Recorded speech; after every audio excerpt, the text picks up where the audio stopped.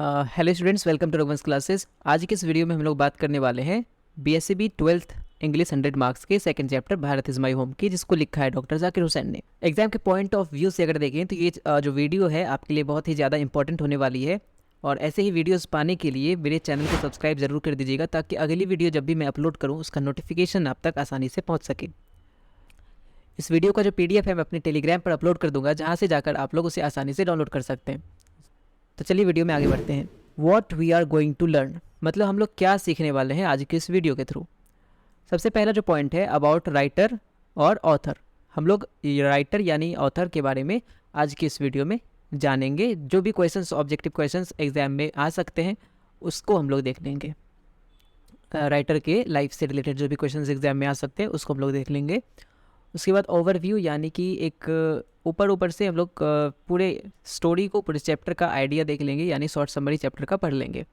फिर वोकैब्स जो कि चैप्टर में होंगे, जो इंपॉर्टेंट वोकैबुलरीज हैं यानी कि जो वर्ड मीनिंग्स हैं इंपॉर्टेंट वाले, उसको भी हम लोग इस वीडियो में कर लेंगे। लास्ट में हम लोग इंपॉर्टेंट ऑब्जेक्टिव क्वेश्चंस करेंगे, जो कि बहुत ही ज़्यादा इंपॉर्टेंट है, यानी कि VVI आप बोल सकते हैं, बहुत ही ज़्यादा इंपॉर्टेंट है। चलिए शुरू करते हैं अबाउट राइटर से, यानी कि ऑथर या फिर राइटर के बारे में कुछ पॉइंट्स जानकर। सबसे पहले आपको बता दें कि भारत इज़ माई होम जो है वो डॉक्टर जाकिर हुसैन के द्वारा लिखा गया है, यानी उसके जो ऑथर हैं या राइटर हैं वो डॉक्टर जाकिर हुसैन हैं। ठीक है, इमेज में आपको डॉक्टर जाकिर हुसैन दिख रहे हैं। अबाउट द ऑथर में सबसे पहले देखते हैं, he was born on 8 February 1897 at Hyderabad. अब एग्जामिनेशन में क्वेश्चन बहुत सारे टाइप के पूछे जाते हैं, जैसे कि उनका जन्म कब हुआ था, तो आपका आंसर हो जाएगा 1897 में हुआ था। कहाँ हुआ था, तो हैदराबाद में हुआ था, इसलिए मैंने इसको भी इस PDF में, इस वीडियो में इंक्लूड किया है। उसके बाद वो 3rd प्रेसिडेंट थे इंडिया के, और उनका जो ये प्रेसिडेंशियल पीरियड था, मतलब ये जो टाइम था जब वो प्रेसिडेंट थे, वो 13 मई 1967 से लेकर 3 मई 1969 तक वो इंडिया के प्रेसिडेंट बने रहे। यानी कि लगभग 2 साल तक डॉक्टर जाकिर हुसैन ने भारत के राष्ट्रपति, जो कि भारत का सर्वोच्च संवैधानिक पद होता है, उस पर अपनी सेवा प्रदान करी। Served as the governor of Bihar from 1957 to 1962, यानी कि जो डॉक्टर जाकिर हुसैन थे, इन्होंने बिहार के गवर्नर के तौर पर भी काम किया 1957 से लेकर 1962 यानी 1962 तक। ये सारे डेट और ये सारे पोस्ट आपको याद रखने हैं, एग्जामिनेशन में बहुत ही इंपॉर्टेंट हो जाते हैं ये, क्योंकि आपका एग्ज़ाम ऑब्जेक्टिव होता है। 50% क्वेश्चन जो होते हैं वो ऑब्जेक्टिव टाइप के होते हैं, तो इसलिए आपको सारे पॉइंट्स को ध्यान में रखना होगा। वो कौन थे, वो एक एजुकेशनिस्ट थे यानी शिक्षाविद थे, ग्रेट फ्रीडम फाइटर थे, यानी कि एक शिक्षाविद भी थे, बहुत ही पढ़े लिखे इंसान थे, और ग्रेट फ्रीडम फाइटर यानी भारत के स्वतंत्रता सेनानियों में उनका बहुत ही महत्वपूर्ण स्थान था। The first Muslim to hold the largely ceremonial position of president of India, वो पहले मुस्लिम थे जिन्होंने भारत के इतने सर्वोच्च पद पर अपनी सेवा प्रदान करी, यानी कि भारत के राष्ट्रपति के तौर पर कार्य किया। उनकी जो डेथ होती है वो 3 मई 1969 को न्यू दिल्ली में हुई है, यानी नई दिल्ली में 3 मई 1969 को उनकी मृत्यु होती है। और ये वही डेट है जो उनके प्रेसिडेंशियल पीरियड का लास्ट डेट है, यानी कि उनकी जब मृत्यु हुई तब वो भारत के राष्ट्रपति थे। चलते हैं नेक्स्ट स्लाइड में, जान लेते हैं अब शॉर्ट समरी यानी ओवरव्यू देख लेते हैं अपने चैप्टर का। सबसे पहले जो है भारत इज़ माई होम, यानी ये जो चैप्टर का नाम है Bharat is my home, is an extract taken from the speech of doctor Zakir Hussain. ये जो भारत इज़ माई होम है, ये एक एक्सट्रैक्ट है, एक पार्ट है। किस चीज़ का पार्ट है, तो स्पीच का, डॉक्टर जाकिर हुसैन के स्पीच का पार्ट है, जो उन्होंने दिया था, डिलीवर किया था 1967 में, after taking the oath as the 3rd president of India. जैसा कि आप देख सकते हैं कि 1967 वही साल है जब उन्होंने भारत के राष्ट्रपति के तौर पर अपना पदभार ग्रहण किया था। तो उसी वक्त जब उन्होंने ओथ ग्रहण किया, पद ग्रहण किया था राष्ट्रपति के तौर पर, तो उनका ये प्रेसिडेंशियल स्पीच था, यानी पहला भाषण जो उन्होंने दिया था राष्ट्रपति बनने के बाद, उसका ये एक्सट्रैक्ट है Bharat is my home. At the beginning of his presidential speech he thanks the people of India. जैसे ही वो अपनी स्पीच की शुरुआत करते हैं, वो भारत के लोगों को धन्यवाद कहते हैं, because they trusted him for this highest post, क्योंकि उन्होंने भारत के लोगों का धन्यवाद इसलिए कहा क्योंकि उन्होंने भरोसा जताते हुए डॉक्टर जाकिर हुसैन के ऊपर उन्हें इतने हाईएस्ट पोस्ट के लिए, इतने बड़े पोस्ट के लिए उपयुक्त समझा था। He praises doctor Radhakrishnan for his contribution during his time as the president. अब डॉक्टर जाकिर हुसैन के ठीक पहले जो प्रेसिडेंट थे इंडिया के, यानी डॉक्टर राधा कृष्णन जो थे, वो सेकंड प्रेसिडेंट थे इंडिया के। जब उनके बाद ऑफिस का जो जिम्मेदारी है, जो राष्ट्रपति का पद है, वो डॉक्टर जाकिर हुसैन ने संभाला था, तो उन्होंने डॉक्टर राधाकृष्णन के वर्क्स की, जो भी उन्होंने काम किया था, उनकी बहुत ही ज़्यादा तारीफ़ की। उनका योगदान जो भी उन्होंने देश की डेवलपमेंट के लिए दिया था, उनकी तारीफ़ करी। प्रेज़ का मतलब होता है तारीफ़ करना। उसके बाद फिर डॉक्टर जाकिर हुसैन, एक और पॉइंट यहाँ पर है कि डॉक्टर जाकिर हुसैन ने डॉक्टर राधाकृष्णन को अपना रोल मॉडल बताया है इस स्पीच के दौरान। ठीक है, इस बात को आप याद रखिएगा। Doctor Zakir Hussain pledges to be loyal to the rich culture of India and assures the people that he will be forever loyal to his country and dedicate his whole life for its growth and progress. Doctor Zakir Hussain pledges यानी वो संकल्प लेते हैं to be loyal, हमेशा वफादार रहने के लिए, to the rich culture of India, Bharat के रिच कल्चर यानी भारत के समृद्ध जो कल्चर है, भारत का संस्कृति है, उसके प्रति हमेशा वफादार रहने का प्रण लेते हैं और अश्योर करते यानी भरोसा दिलाते हैं भारत के लोगों को that he will be forever loyal to his country and dedicate his whole life for its growth and progress. वो इंडियन सिटीजन्स को भरोसा दिलाते हैं कि भाई अब जो मैंने ये पोस्ट संभाला है as the third president of India, अब मैं अपने पूरे लाइफ को इंडिया के ग्रोथ और प्रोग्रेस के प्रति समर्पित कर दूंगा। अपनी पूरी ज़िंदगी जो है वफादारी के साथ इंडिया के ग्रोथ एंड प्रोग्रेस के लिए काम करूंगा। He says the whole of Bharat is his home and all Indians are his family members. Doctor Zakir Hussain कहते हैं जो पूरा का पूरा इंडिया है ये उनका घर है और यहाँ के जो लोग हैं यानी ऑल इंडियंस, जो सिटीजन है इंडिया के, ये उनकी फैमिली मेम्बर्स हैं। इसी लाइन से जो इस चैप्टर का नाम है उससे पुट अप किया गया है। चलते हैं नेक्स्ट स्लाइड में, देखते हैं और क्या कहा उन्होंने अपने स्पीच के दौरान।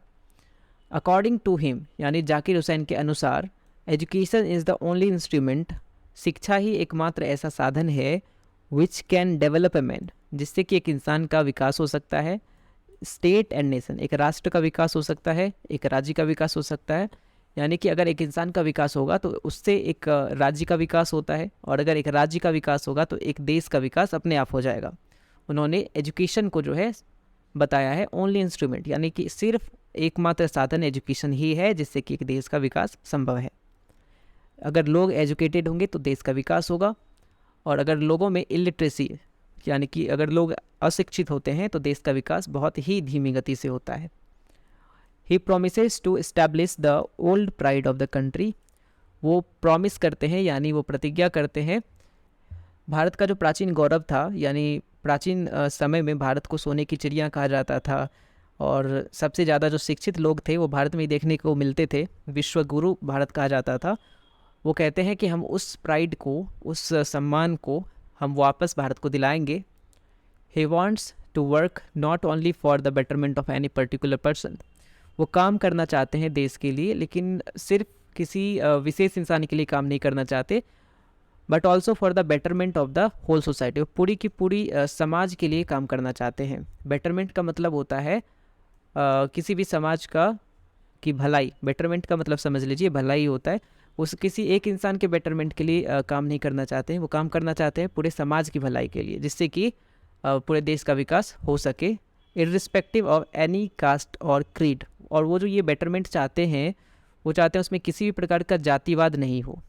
इन his speech he says that there are two aspect of any work, aspect का मतलब होता है नज़रिया। वो अपने स्पीच में कहते हैं कि जो काम करने का होता है तरीका, यानी जो वर्क करने का तरीका होता है, उसका दो नज़रिया है। पहला इंडिविजुअल और दूसरा सोशल। पहला होता है इंडिविजुअल यानी कि व्यक्तिगत, और दूसरा होता है सोशल यानी सामाजिक। दो तरह का वर्क होता है, दो तरह से काम किया जाता है पूरी दुनिया में। तो he advises us to work hard for the betterment of society. तो इसी पर वो कहते हैं कि हमें जो है इंडिविजुअल प्रॉफिट के लिए, बेनिफिट के लिए, इंडिविजुअल बेटरमेंट के लिए काम नहीं करना है, व्यक्तिगत भलाई के लिए काम नहीं करना है, हमें ऐसा काम करना है जिससे कि पूरे के पूरे समाज का समाज की भलाई हो।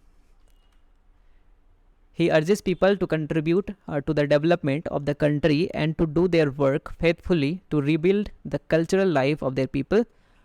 वो अर्ज करते हैं, अर्ज का मतलब होता है लोगों से प्रार्थना करते हैं कि कंट्रीब्यूट करने के लिए, योगदान देने के लिए, to the development of the country, देश के विकास के लिए अपना योगदान देने के लिए, and to do their work faithfully, और अपने कार्य को, जो अपना काम करते हैं, जो वर्क करते हैं, उसको बहुत ही ज़्यादा विश्वसनीयता के साथ करने के लिए, ताकि आगे जाकर वो अपने काम को लेकर कभी संशय में ना रहें, या फिर लगनशील हो सकता है वो ना हो अगर उनके अंदर विश्वास नहीं होगा अपने काम को लेकर।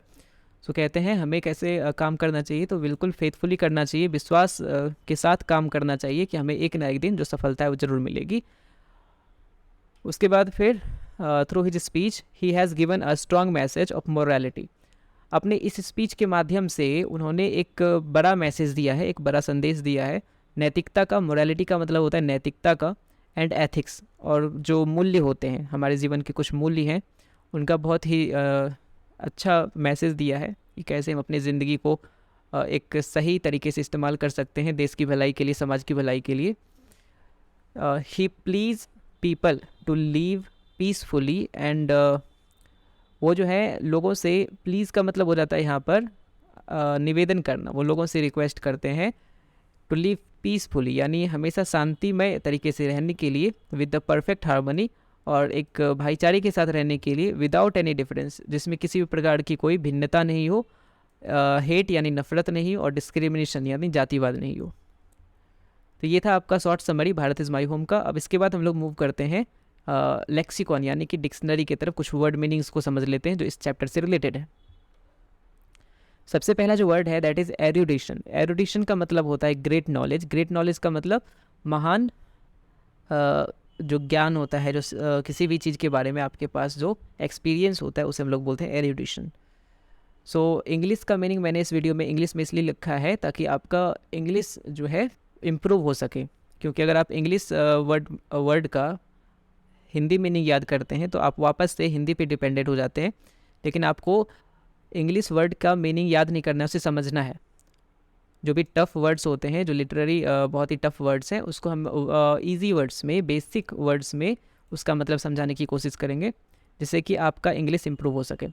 नेक्स्ट क्या है, सीज़। सीज़ का मतलब होता है किसी भी चीज़ को रोक देना, और क्योंकि ये वर्ब टू है, यानी वर्ब सेकंड फॉर्म है वर्ब का, इसलिए मैंने इसका जो मीनिंग लिखा है उसको भी सेकंड फॉर्म में लिखा है। सीज़ का मतलब होता है रोकना, रोकना है। To stop something is called seized.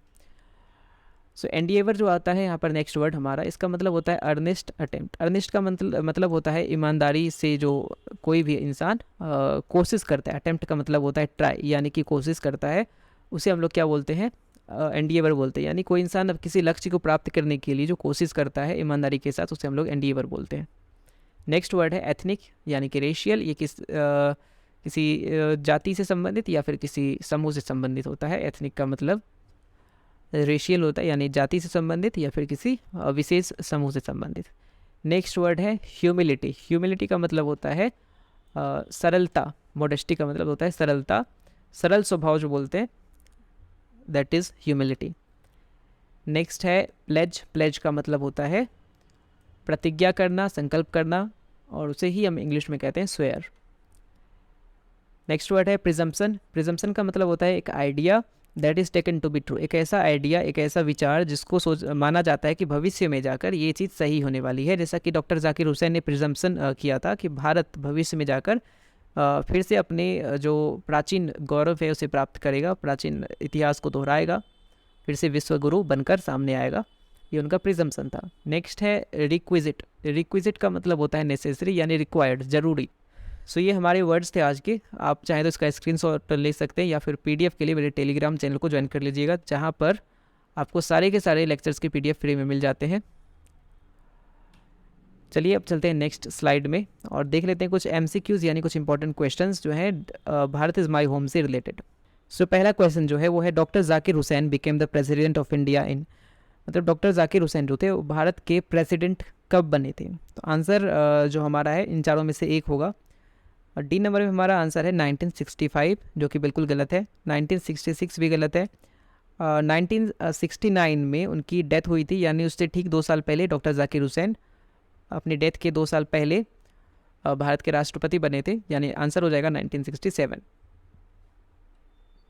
Next question देखते हैं, जो कि dash was the role model of doctor Zakir Hussain. जैसा कि मैंने पीछे बताया था कि डॉक्टर सर्वपल्ली राधाकृष्णन जो थे वो डॉक्टर जाकिर हुसैन के रोल मॉडल थे, तो हमारा आंसर हो जाएगा डॉक्टर सर्वपल्ली राधाकृष्णन। थर्ड है doctor Zakir Hussain was the governor of, मतलब डॉक्टर जाकिर हुसैन जो थे कहाँ के गवर्नर थे, इसका आंसर हो जाएगा वो बिहार के गवर्नर थे। नेक्स्ट है doctor Zakir Hussain was the dash president of India. Doctor Zakir Hussain कौन से प्रेसिडेंट थे इंडिया के, फर्स्ट थे, सेकंड थे, थर्ड थे या फोर्थ थे, तो हमारा आंसर हो जाएगा फर्स्ट नहीं, सेकंड नहीं, हमारा आंसर हो जाएगा थर्ड। नेक्स्ट मूव करते हैं, लास्ट क्वेश्चन जो हमारा, doctor Zakir Hussain feels great obliged to the people of. Doctor Zakir Hussain किसके लिए कृतज्ञ फील करते हैं, किसके लिए शुक्रगुजार फील करते हैं कि उनको प्रेसिडेंट बनाया गया, उनको ये ओहदा दिया गया, तो इंडिया के लोगों के लिए करते हैं, ऑब्लाइज फील करते हैं, ग्रेट ऑब्लाइज फील करते हैं। So that's all for today. अगर आपको वीडियो अच्छी लगी तो लाइक करें और चैनल को सब्सक्राइब कर लें, अपने फ्रेंड्स के साथ वीडियो को शेयर भी कर सकते हैं। धन्यवाद।